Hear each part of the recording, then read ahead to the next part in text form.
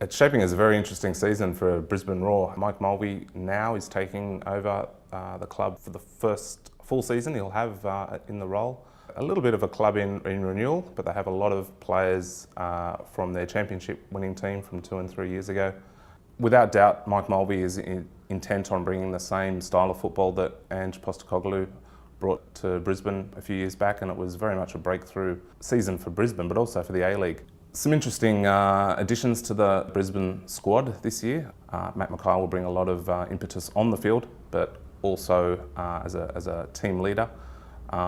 It's very exciting too, I think, the acquisition of Liam Miller from Perth Glory, who I think perhaps will fit in quite well to Brisbane's style, more so than he did perhaps at the Glory.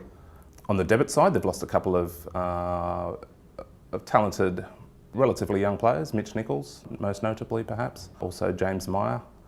But I'm expecting another young Brisbane player, Luke Bratton, to really step up this year.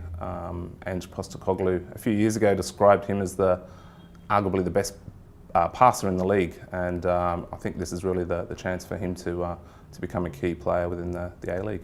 One of the things that stands out for me when I think of Brisbane Roar and their passing style is 1 minute to go in the grand final a few years ago. They'd never won the league.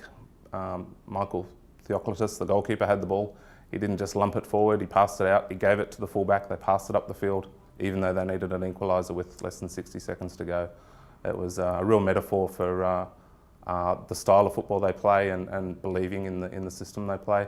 And you know, they'll continue to pass the ball around, keep the ball on the deck and have belief in the way they play. I would be very surprised if Brisbane are not in the top four and pushing very hard for a grand final berth.